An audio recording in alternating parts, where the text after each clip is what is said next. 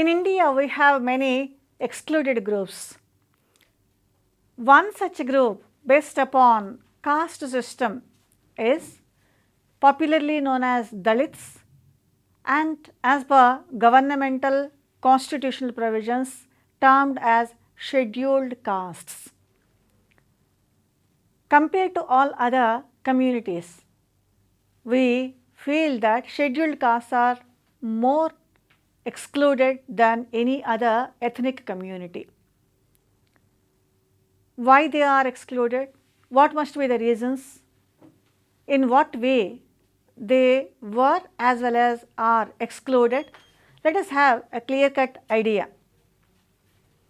When we talk about exclusion based upon caste system, we will be talking about certain forms of exclusion as well as deprivation, and one such form is namely not allowed to touch upon, not allowed to meet any other person other than their caste persons, not at all allowed to enter into a village or any place which is considered as a public place, and this form of exclusion is termed as untouchability.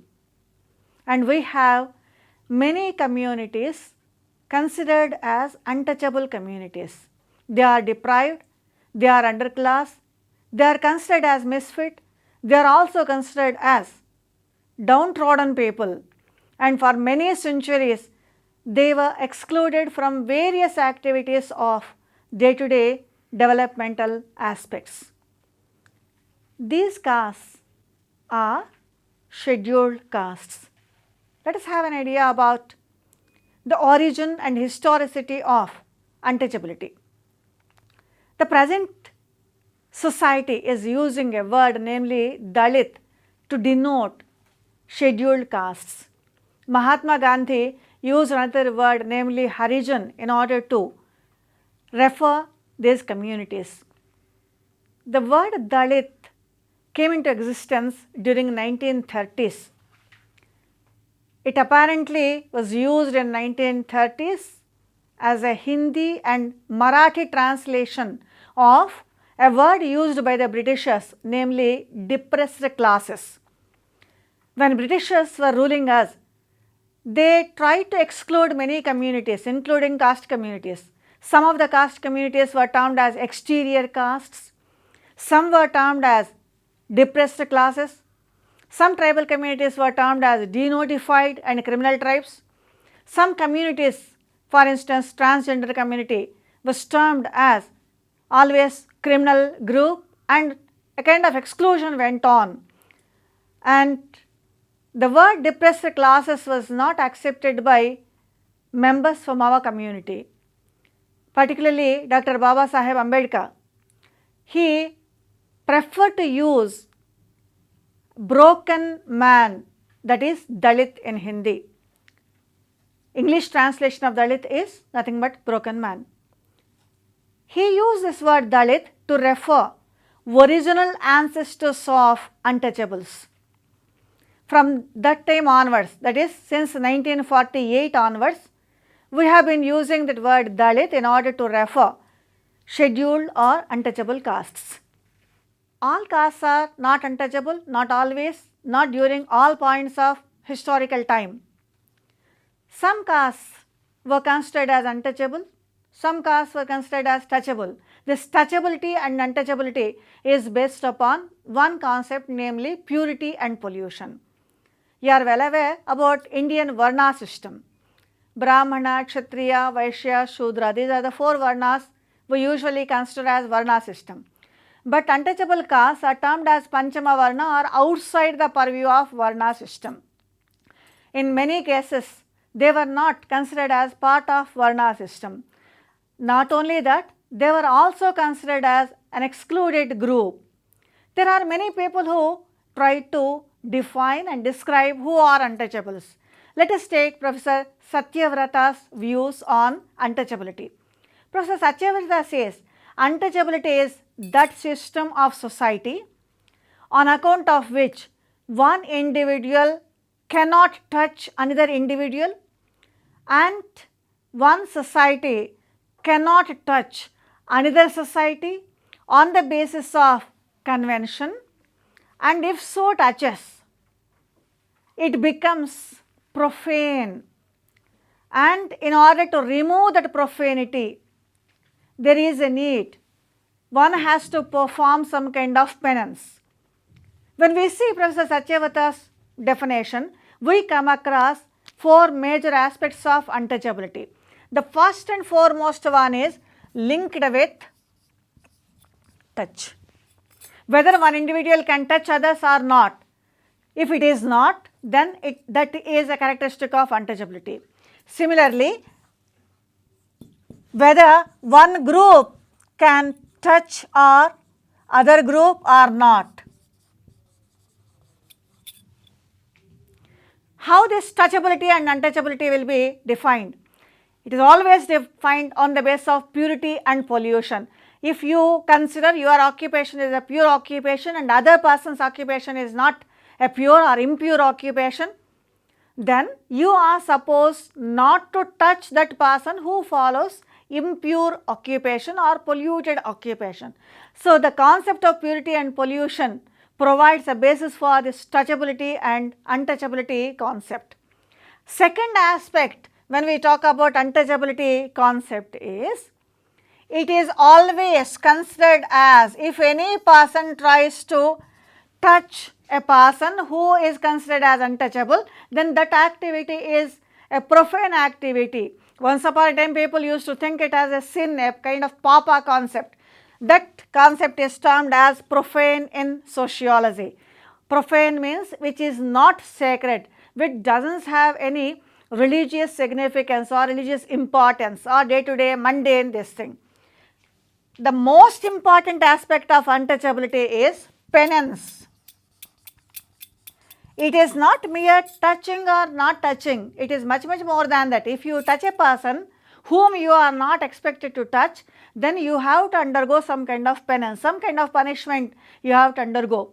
Hence, a particular group on the basis of these three factors is considered as either a touchable group or untouchable group, and this touchability and untouchability is systematized, organized. That is the reason 𝗧𝗦𝗃𝗧 says it is a system. Each and every person is expected to follow that. Hence, it is a system, a formalized rules and regulations are prepared. What other persons say, let us see, or what are the forms of untouchability we come across, let us have some idea. Untouchability is a culture coded word. What does it mean? Let us see.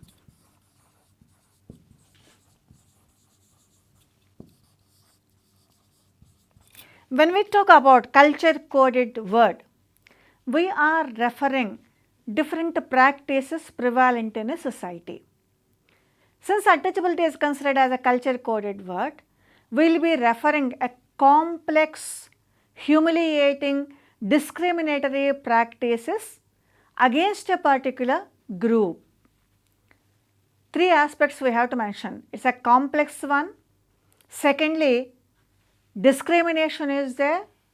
Thirdly, humiliating discrimination is another characteristic. In any society, some kind of discrimination will be there, but this type of untouchability is a characteristic feature of Indian caste system. In this, we usually see not only a complex set of discriminatory practices by various groups against one group, where physical contact is prohibited. Not only that, subjugation also is one of the situation.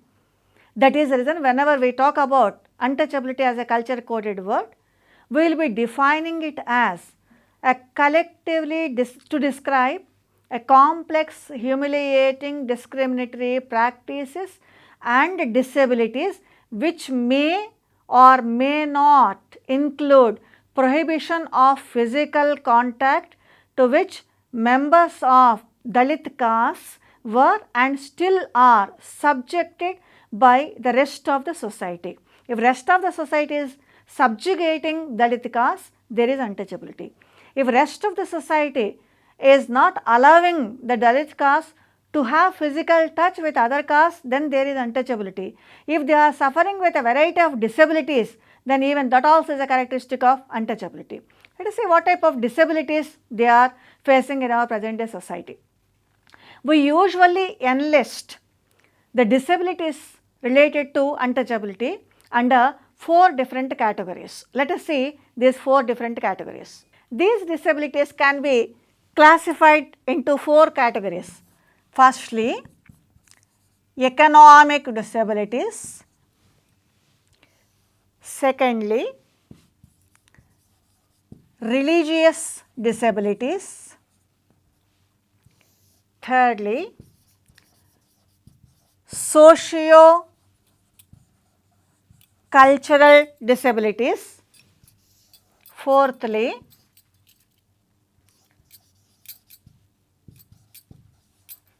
political and civil disabilities. When we talk about economic disabilities, we will be referring their economic position. When we talk about religious disabilities, how they are excluded from the rest of the society on the basis of religious practices or religious norms. We will be talking about how they are excluded from political participation, how they are not represented in our political scenario under political and civil disabilities, how touching them or having interrelationships with them or marrying them or various social activities are completely prohibited on the basis of untouchability when we talk about social and cultural disabilities. Before going into the details of these various disabilities, how they are in the present day society, let us have a glance about origin of untouchability. Hindu tradition believes that the untouchables were the children born of a prohibited marriage, namely pratiloma or hypogamous marriage between Shudra Varna, Sudra males and Brahman females.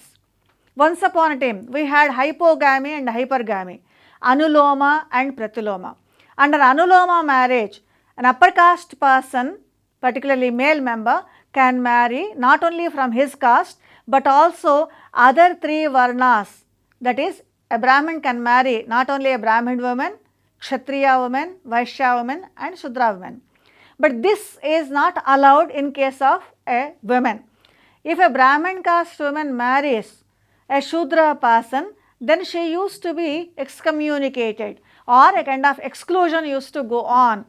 Such marriages were termed as pratiloma marriages, and the children offspring born to persons of these pratiloma marriages were considered as untouchables.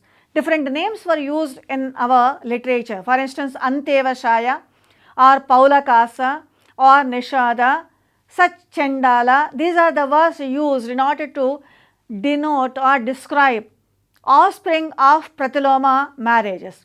Many sociologists consider pratiloma marriage is one of the reasons for the practice of untouchability in our country. But there are other reasons also. For instance, Nesfield, who has propounded an occupational theory of origin of caste, talks about the nature of occupation which one takes up. He says, if dirty, impure and unclean occupations are done by some group of persons, then these people were excluded because they are doing dirty, unclean and impure occupations. Nesfield argued that those who are associated with these occupations, unclean occupations or dirty occupations like scavenging or such activities, were regarded unclean and dirty. Therefore, no person tried to meet them or touch them and considered them as untouchables. 𝗳𝗏 talks about certain reasons or origin of untouchability. He talks about occupation. He also talks about various pratiloma marriages, but he also talks about other reason, namely how one particular group oppresses other group and that oppression results in some kind of untouchability. Let us see what others say. Here we have to mention 𝗳𝗏. He attaches supreme importance to the religious factor and he considers religion is responsible for the growth of untouchability. In our religion, we have created a kind of hierarchical system, and this hierarchical system is linked with ritual and religious status, particularly in Varna system. People who are not part and parcel of this religious, ritual, hierarchical system are outside the Varna system, and they were also looked down upon religiously and ritually. Hence, they were termed as untouchables. On the basis of all these theoretical discourses, what we can say is the roots of untouchability in the Indian context are to be found in the socio-religious structure and more importantly in the time-honored system of social stratification based on caste. In other words, certain castes are termed as untouchables, whether because they were following unclean occupations or whether their ritual status is considered as very low or because they were considered as excommunicated because of an approved form of marriage, namely pratiloma, but in all these we see a socio-religious aspect.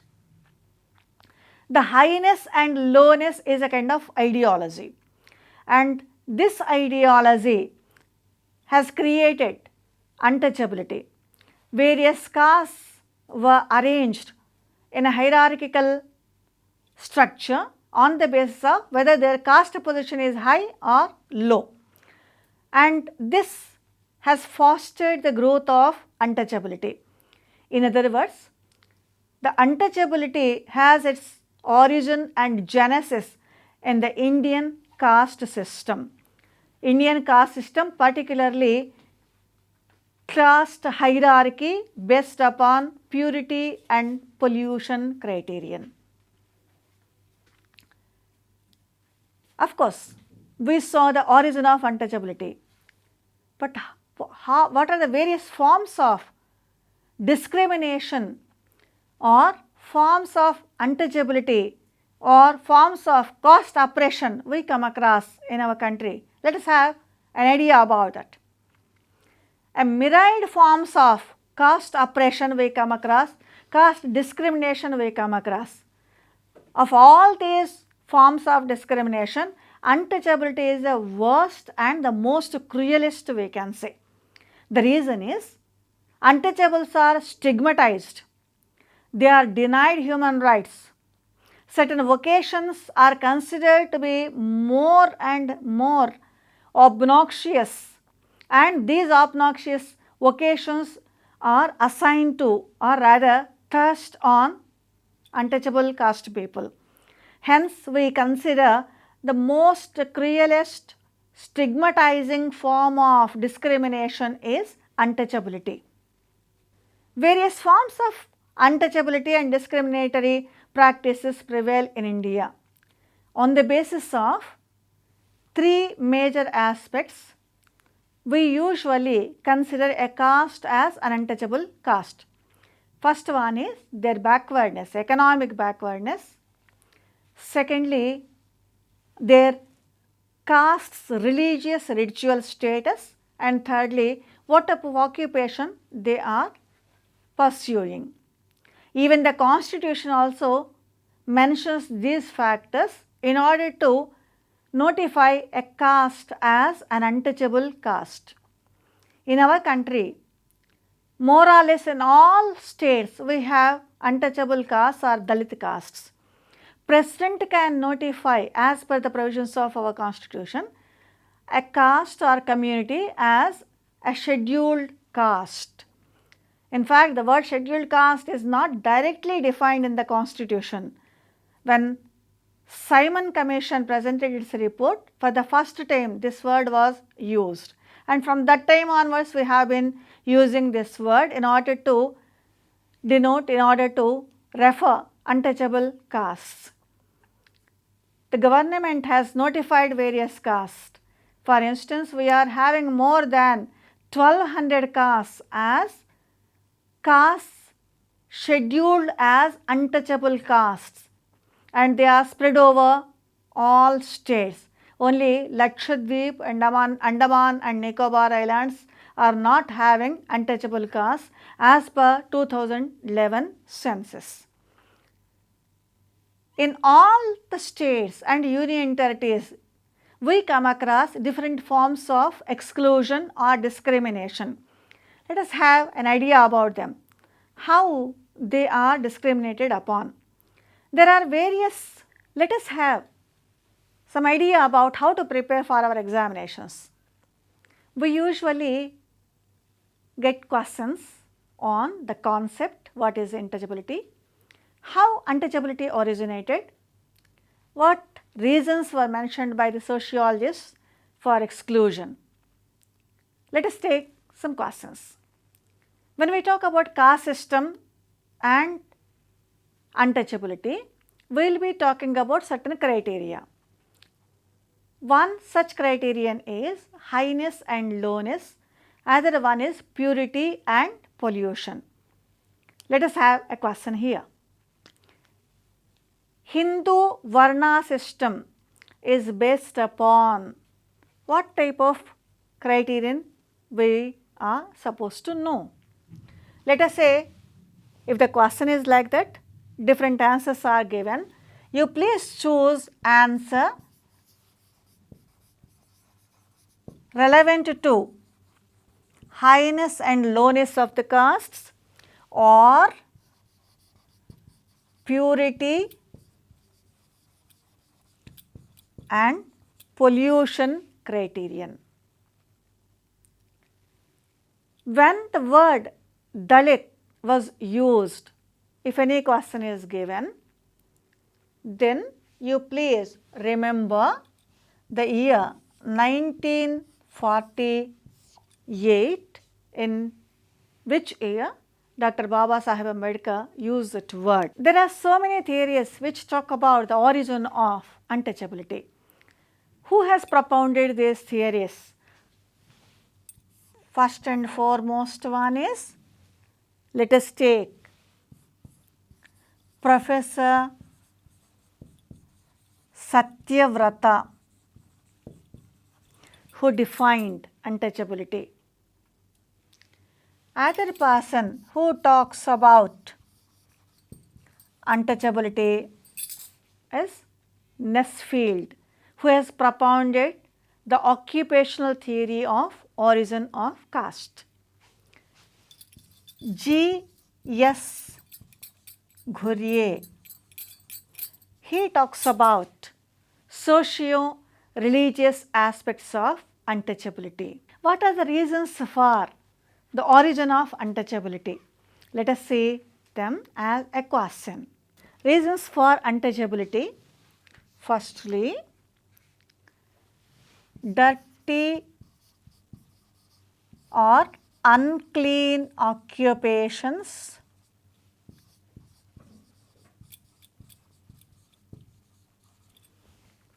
secondly,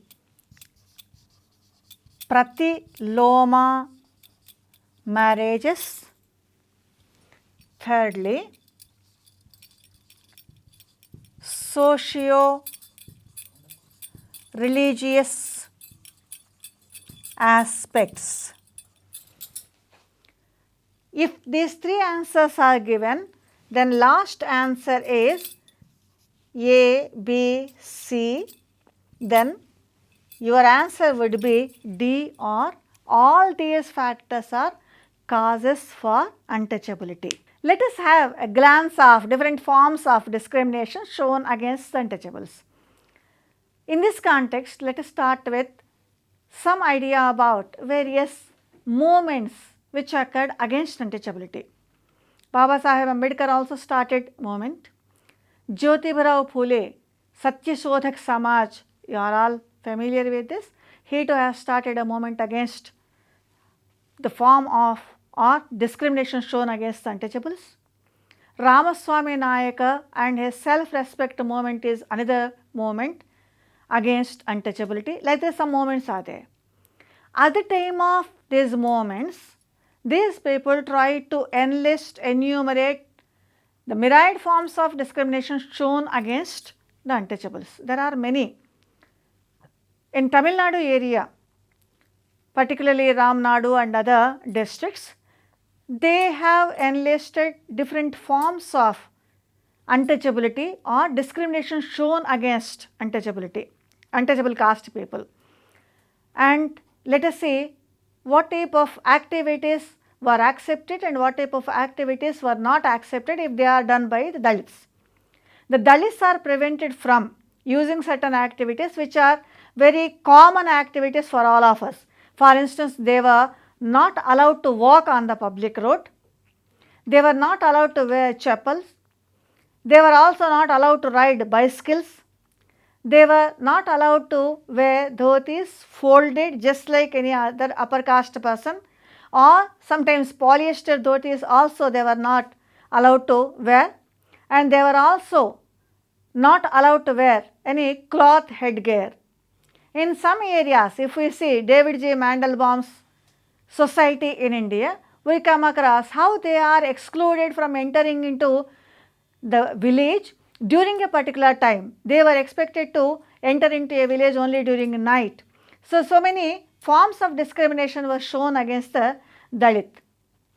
And other forms, even now we are facing it. Most of the villages prevent Dalits from drawing water from public taps or tanks or wells. A separate tank or well we usually come across in villages. Dalits are prevented from taking bath in public tanks, and separate bathing ghats also we can see exclusively meant for Dalits. They were not allowed to take food along with other caste persons. If any marriage or such functions are there, ceremonies are there, they are not supposed to sit along with other caste persons. They are supposed to eat food not along with other castes but separately. In villages, they are forced to live in separate colonies. We used to see a separate residential area exclusively meant for untouchable castes. Even now we come across in some of the villages untouchable caste people residing in an exclusive area exclusively meant for only them, and other caste people prefer not to stay along with them. I am talking about only villages. In urban areas probably it is not there much, but in rural areas still we come across this. Let us see the demographic aspects of scheduled castes. As per 2011 census of India, 31.5% of our population belong to scheduled castes. And not only that, these people are living in rural areas and they are also below the poverty line. This shows their economic position or economic disability. Let us see about our state. As per 2011 census, the population of scheduled castes in Telangana state is 54,08,800. This is 15.45% of the state's population. Out of this, scheduled caste population, particularly living in urban areas, rural scheduled caste population is 75.29% and urban scheduled caste population is 24.71%. When we see the literacy rates among the scheduled castes, it is very low. It is still 58.90%. This shows literally or educationally, economically the position of scheduled caste is not a developed one, it is still downtrodden or they are still excluded. Historically, they were denied certain rights which are available for others. For instance, they were denied right to own any productive asset, whether it is land or business enterprise or any other activities, they were not allowed. This is one of the reasons why most of the untouchable caste people are still suffering with economic disability. For instance, NSSO did a survey and collected data for the years 2011 and 12. As per NSSO data, the highest 80% of scheduled caste households are almost landless. They are owning less than 0.4 hectare land, and this shows that they will not be able to do any profitable agriculture, even they would like to work, even they would like to do agricultural operations. Not only that, many landless agricultural laborers also belong to scheduled caste communities. This is their economic position. Let us see what about their occupational position. There are evidences of forcible occupation by other castes of land which was distributed to the scheduled caste under the government's land distribution policy. Government is having land reforms schemes, and land also is distributed to scheduled caste, but that is only namesake. In most of the cases we come across non-scheduled castes owning that land or using that land, whereas scheduled castes are not able to cultivate that land. Coming to the question of educational development, the children of scheduled castes face various forms of discrimination in schools, and this makes education is really a painful process for them. And in turn, this painful expression discourages them from continuing their education. Hence, dropout rate is heavy among the scheduled caste children. Educational level of youth also is not much developed. Slowly it is improving, yet it has to be developed. Let us come to the other aspects of discrimination shown against scheduled castes. Even public health services also are not available for untouchable castes. There are so many discriminatory dispensation of public health services. For instance, untouchable caste people are ill-treated by health service providers, or they skip visiting scheduled caste houses either for women and child welfare or child care services, or they also deny certain services such as cleaning of mother and child after childbirth, or they also deny the scheduled caste people having either vaccination or various other health services. Many times, even if they go to primary health centers or other health service providers, they are looked down upon because they belong to scheduled castes. In other words, they are still excluded either in the economic field or education or health or various other opportunities.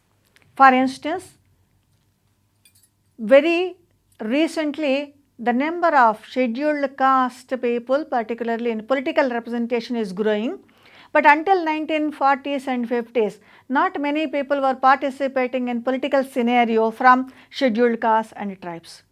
Even now, we come across less number of scheduled castes, particularly in fields like engineering or medicine or certain professional occupations. Many times, their educational standards are somewhat general education but not higher education. There are not many people who are going for education abroad or overseas.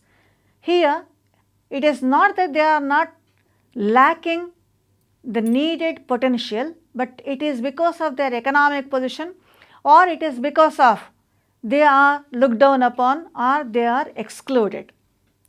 Let us have a glance how to prepare for our examination point of view.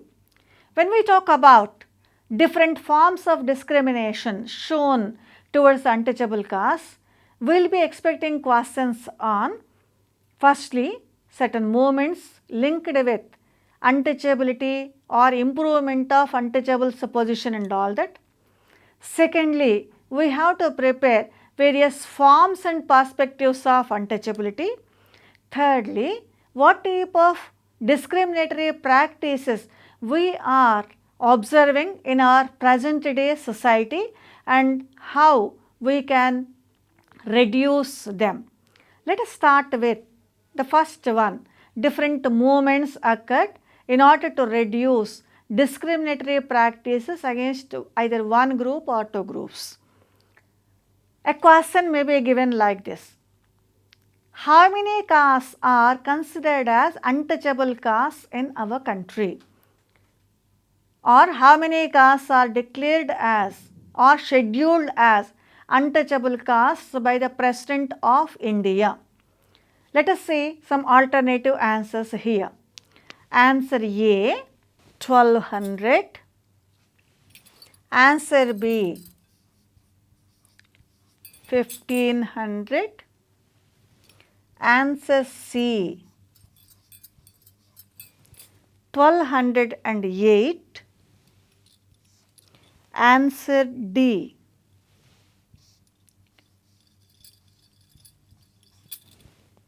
1352. Of these four answers, 1208 is the correct answer. The schedule appended to the Constitution on the basis of scheduled castes talks about 1208 castes as scheduled castes. And this list is not an exhaustive one, it is an inclusive one. If any caste claims that because of their educational, economic and cultural backwardness, they should be treated as scheduled caste, in consultation with the governor, the president may declare them as scheduled caste. Other question you may expect regarding the geographical distribution of scheduled castes. Sometimes we may also get questions related to certain caste names. For instance, what are the major untouchable castes in a particular state? For instance, Pulayan. Like this, there are so many castes. Mahas, mostly from Maharashtra. Mochis also mostly from Maharashtra. But Pulayans are from mostly southern part of India, that too Tamil Nadu. In our state, we have two major untouchable castes.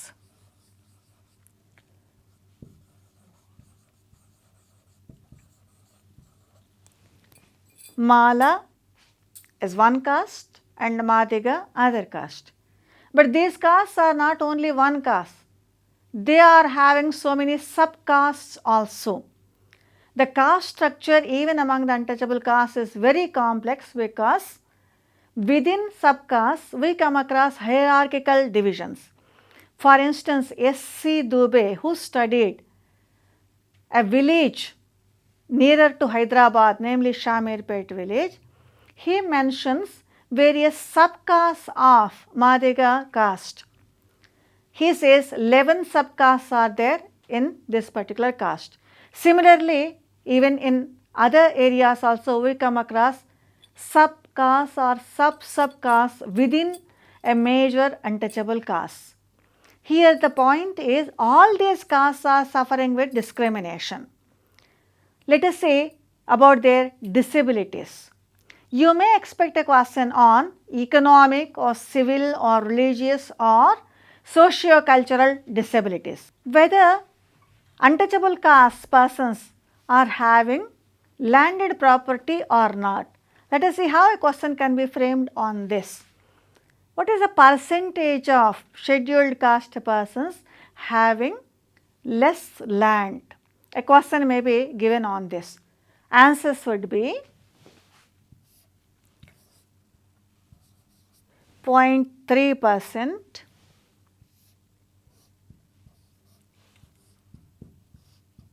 1.2%,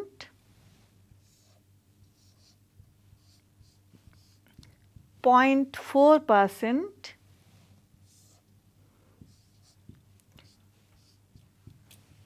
2.1%. Here we usually come across depending upon a particular census. If the question is about census of 2011, then your correct answer would be 0.4% having no land or landless agricultural laborers. So, depending upon the census, you may get some questions. Scheduled castes are having various discriminatory practices shown against them, but we come across double social exclusion in case of scheduled caste women. They are excluded because they are women, and they are also excluded, they belong to the scheduled castes. That is the reason why we say the women among the scheduled castes fare a double disadvantage due to the prevalence of strong patriarchal and caste system in the country. Patriarchal because they are excluded as women, caste system because they are excluded as members belonging to scheduled castes. The unfortunate situation in our country is many crimes are committed against the scheduled caste people by the higher castes or upper castes. There are many incidents where scheduled caste people are maimed or killed, sometimes burnt alive. Very recently also certain incidents occurred in the state of Maharashtra where a family of scheduled castes was burnt alive. Here the casteism or caste based discriminations play a vital role. Let us have a look of crime records.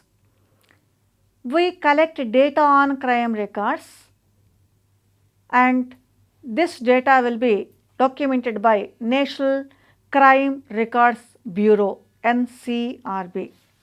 For the year 2013, it has mentioned that 39,408 cases of cognizable crimes were committed against scheduled castes in India. This number is increasing but not decreasing. This clearly shows that even today violence is shown against scheduled caste persons. Why are scheduled caste persons are looked down upon is one thing. Why scheduled caste persons are subjected to cruel violence is another aspect which we have to study. That is one of the reasons why we consider untouchability as the most cruelest form of discrimination. Many times, if any untouchable caste person or scheduled caste person questions certain political decisions or economic decisions or religious situations, that results in some kind of discrimination, including a cruel punishment given to him, that may be beating that person or excluding that person and his family or simply excommunicating that family. So, even today excommunication or violent attitudes are shown towards the scheduled castes. For how many years we are going to suffer with these discriminations is a question. We are taking up so many activities and measures to reduce untouchability. But before going into these measures and description of these measures, let us have a bird's glance of whatever we have studied during this lecture. What is untouchability? There we define it as a complex discriminatory practices based upon caste system in India. We also studied the genesis of untouchability and also origin of untouchability, where we discussed about three theories propounded by 𝗳𝗬𝗃, Hutton and Nesfield.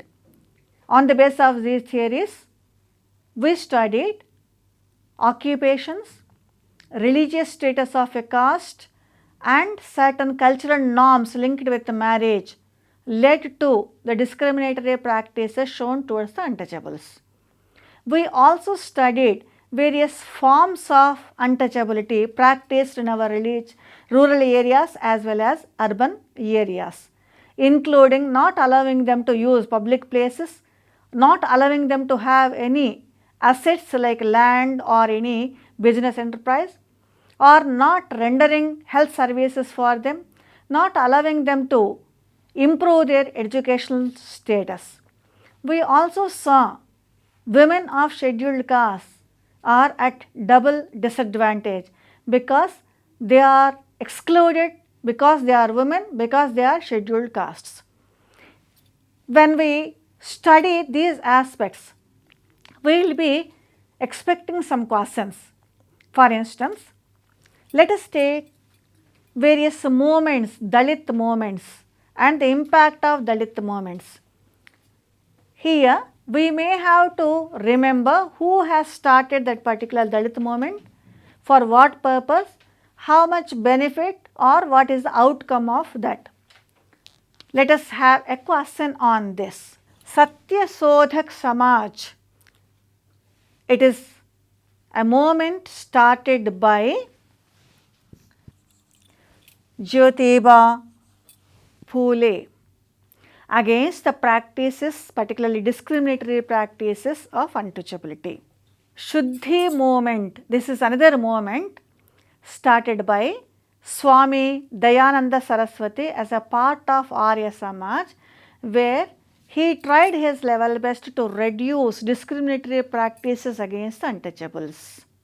Self-respect movement, this movement was started by E.V. Ramaswamy Nayaka, where he questioned discriminatory practices against untouchables and he tried to reduce them. Dr. B.R. Ambedkar, he has not only established a newspaper, magazine in order to describe the situation of Dalits, and he worked for Dalits and for their development and upliftment. For instance, Republican Party of India, which clearly said that political representation should be provided for Dalit castes. He has taken the socio-religious aspect of untouchability and he professed that Hinduism is propagating untouchability. Hence, he advised many people to convert themselves into other religion, particularly Buddhism, which never accepts Varna system or caste system. Even Dr. Ambedkar also converted himself into this new religion. All these movements worked for the benefit of upliftment of untouchable castes. Let us see some questions on the disabilities. Sometimes we may get a question on the rate of dropout among the scheduled caste children in primary schools or high schools. What is the percentage of scheduled caste students going for higher education? What is the percentage of population of scheduled caste in each and every state, or which state is having highest population of scheduled castes, or what type of discriminatory practices we come across in our country against the untouchables. For instance, discriminatory practices include not allowing them to use public places or public tanks, or not allowing them to go into religious places which are meant for the general public, or not allowing them to go to schools, or not allowing them to draw water from wells or tanks are not allowing them to wear certain clothes or have headgear. All these are discriminatory forms of untouchability. We may expect some questions on perspectives, particularly in order to understand untouchability we follow in any academic discussion. For instance, one perspective is underclass perspective, where we talk about social exclusion. We consider untouchables as underclass. These people are looked down upon or excluded by the upper class. Here our emphasis will be on poverty or deprivation and economic disabilities. In what manner political representation is not given to untouchable caste? We can expect other question. There we may see questions like how many members are there belonging to scheduled caste either in our parliament or state Vidhana Sabhas, or how many people are actively participating in various movements, present day movements. Here we may talk about caste, subcaste and also divisions of various caste communities, particularly scheduled caste communities. Sometimes we may also get questions on the origin of an individual scheduled caste, from whom they have originated. For instance, when 𝗧𝗦𝗔𝗧 talks about untouchable caste Madegas of our state, he says this particular caste think that they have originated from a legendary figure from Puranas, namely 𝗳𝗏. So, how a particular caste emerged or what type of activities led them to the discriminatory practice, namely untouchability. We may also get some questions like why certain unclean occupations are thrust upon them. For instance, 𝗧𝗦𝗃𝗃 acts are there, but cleaning of dirt is a kind of unclean occupation. The upper caste or upper class people thrust this occupation to the lower untouchable caste people, and it resulted in untouchability and discrimination against this. What is the position presently? What measures we are taking in order to reduce such type of discrimination? We may expect some questions on this. We may also expect some questions on the historical aspects of untouchability, starting from Puranic period or Middle Ages or British or European colonization and independence and post-independence period. For instance, what word was used by the Britishers to denote untouchable caste? Then our answer would be depressed classes. What criteria will be taken into consideration in order to declare a caste as an untouchable caste? Then we may have to refer our constitutional provisions where we talk about educational backwardness, economic backwardness and certain civil cultural disabilities. Lesson today we talked about how untouchable caste people are excluded, deprived, how they are considered as misfit. Let me use the word by René Lénard while talking about social exclusion. Various forms of discrimination are still going on. We have started many intervention strategies to reduce various forms of discrimination, but still their social, economic, educational and cultural position is yet to be developed.